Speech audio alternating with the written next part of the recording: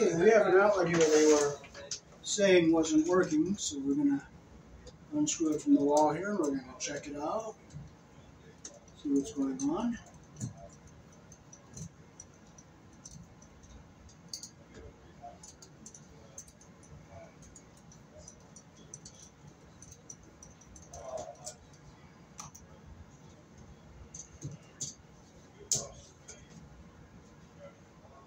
So this one has power going in.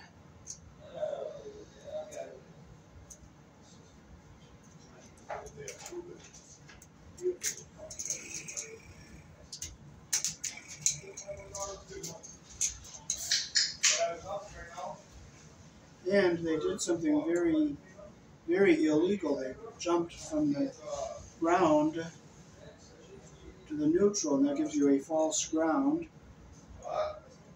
So the connections look okay. So we will tighten them. Just make sure they're tight. There's nothing wrong with them.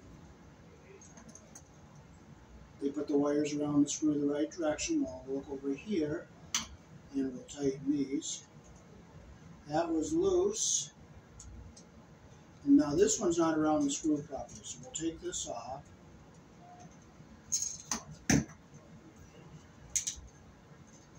I'll make sure our power going to this outlet.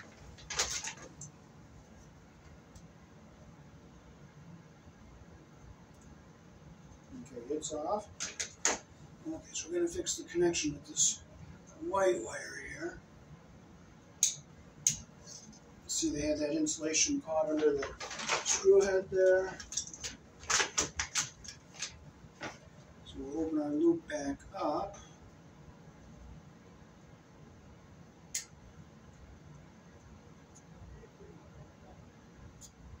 And we'll strip it maybe a tiny bit longer.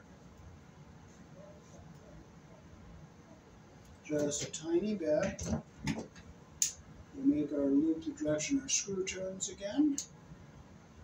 And we'll put it around our screw the direction our screw turns.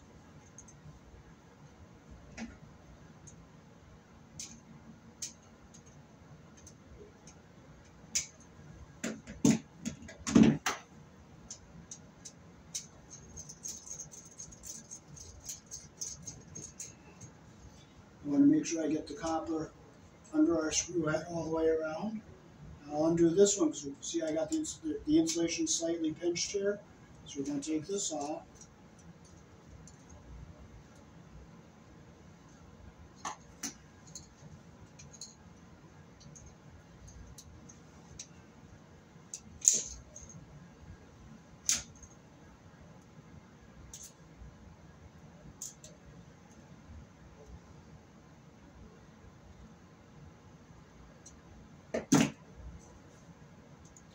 Strip it back slightly longer.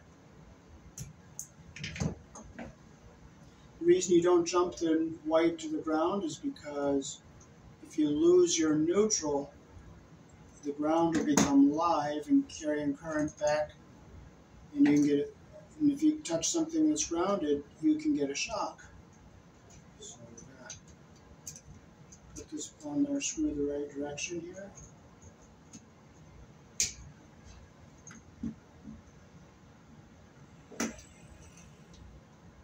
We'll take this ground wire off of here.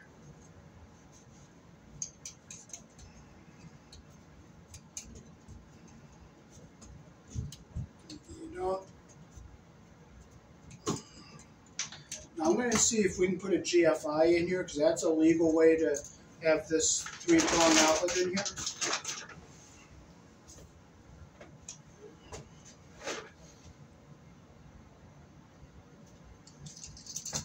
So what we're going to do is we are going to put a GFI in here. We're going to close our load screws because we're not going to be using them. And we're going to close our ground screw since there's no ground. We will take our cutters and we'll get fresh new strips on here.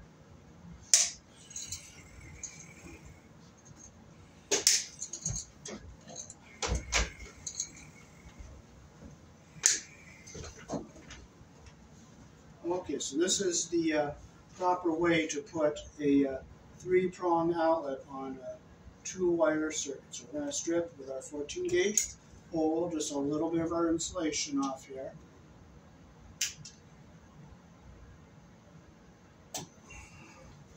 White is neutral, and our black is live.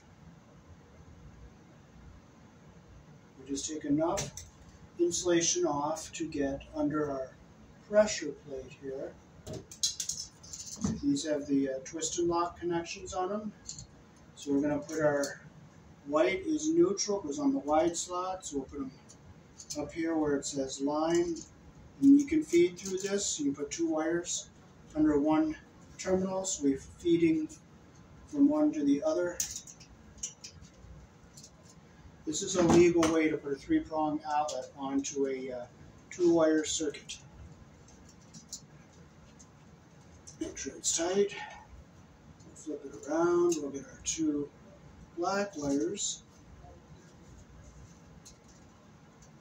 on our brass colored screws up here. So we'll get it under our pressure plate here. It's a little short.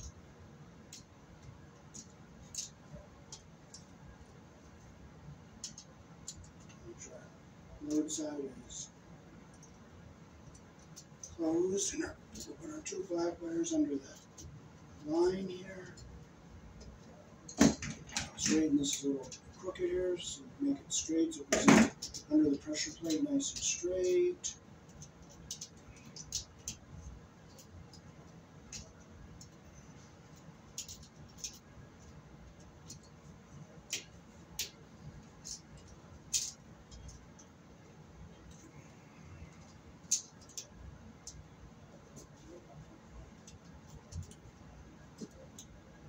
Okay, we've got our wires even, and we've got our under the pressure plate. Tighten them up. Make sure it's nice and tight. Get our garbage out of there. Okay, we'll just make sure our load side screws are closed. And then make sure our black is tight.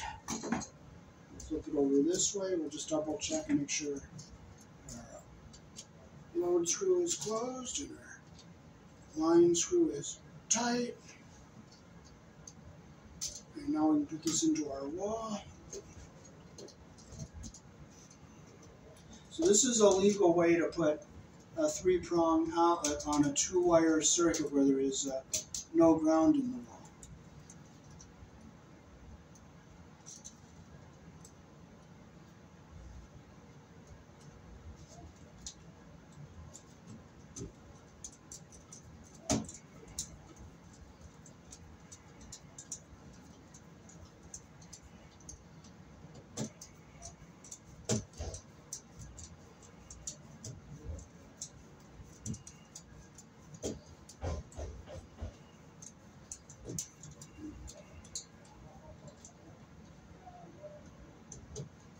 Make sure it's nice and tight into our box here.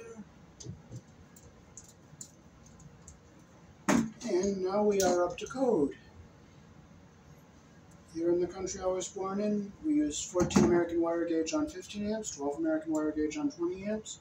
Black is live, it goes on the brass colored screw, which is the narrow slot. White is neutral, goes on the silver colored screw, which is the wider slot. Peace. Thanks for watching.